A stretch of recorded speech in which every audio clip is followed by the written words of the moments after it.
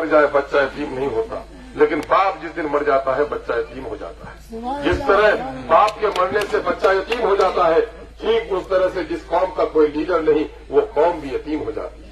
सुन लो, तुम्हारे दोनों जानू कट जाए, पैर कट जाए, पैर का वजन 20 किलो हो सकता है, दोनों बाजू कट जाए 5 किलो वजन हो सकता है, ये 25 किलो 30 किलो वजन किसी के जिस्म से कट जाए वो जिंदा है, लेकिन 4 किलो की गर्दन अगर काट दी जाए तो जिंदा नहीं, वो लाश है। जिस्म में अगर सर नहीं है तो वो लाश है। जिस कौम का कोई लीडर नहीं है वो भी मानिंदे लाश है। आज यही वजह है कि मुसलमानों की दाढ़ियां नोची जाती है, बेटियों की इज्जत टूटी जाती है, नमाज की हालत में लात मारे जाते हैं। मुसलमानों, तुमसे कहा गया था कि 2 और 3 की तादाद में भी तुम बाहर निकलो, एक को अमीर बना लो। आज 25 करोड़ मुसलमान, तुम्हारा कोई अमीर नहीं। बिहार में मजलिस इत्तेहादुल मुस्लिमीन मुसलमानों को जात और मजहब से ऊपर उठकर मुत्तहिद होने की दावत देता है। मजलिस इत्तेहादुल मुस्लिमीन हिंदू और मुसलमानों को नफरत नहीं करता बल्कि मजलूमों की आवाज उठाता है। यही वजह है कि आज मजलिस इत्तेहादुल मुस्लिमीन का झंडा हर जगह बुलंद हो रहा है।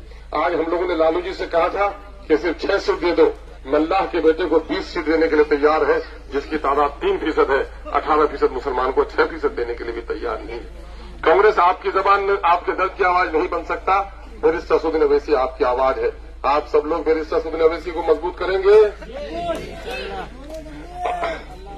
आप एक एक वोट पतंग के निशान पर दीजिएगा तो आपका बैरिस्टर मजबूत होगा, और आप एक एक वोट अगर दिया तो तीर वालों की जमानत जब्त होगी।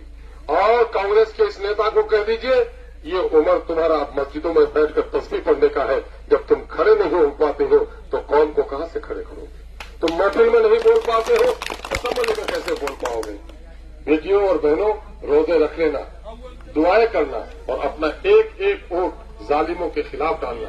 याद रखो, अगर हालात सियासी एतबार से पैसे पर, रिश्वत पर, किसी के सिखाने पर वोट तुमने इधर उधर कर दिया, एक वोट से इंसान की हार और जीत होती है। ये वोट नहीं है, तलवार है। तुमने सिपाही को दिया तो तुम्हारे गर्दनों की हिफाजत होगी, तुमने किसी लुटेरों को दिया तो तुम्हारी तलवार से तुम्हारी गर्दन काटी जाएगी। अल्लाह तबारक तआला से दुआ है, अल्लाह हम सबको सही समझ अता फरमाए।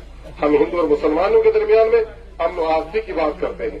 सैयद अली रहमान ने कहा था कि हिंदुस्तान एक खूबसूरत दुल्हन की तरह है, हिंदू और मुसलमान उनकी 2 रसीली आंखें हैं, एक भी आंख टूट जाए तो हमारी दुल्हन बदसूरत हो जाएगी। हम हिंदू और मुसलमानों को नफरत नहीं करना चाहते हैं, बल्कि हम इंसाफ का झंडा बुलंद करना चाहते हैं। उम्मीद है आप सब इनकलाब भी तैयारी के साथ एमआईएम को वोट दीजिएगा। बोलिए एक मरतबा एमआईएम जिंदाबाद, ईसन जिंदाबाद है। जितवा पावे में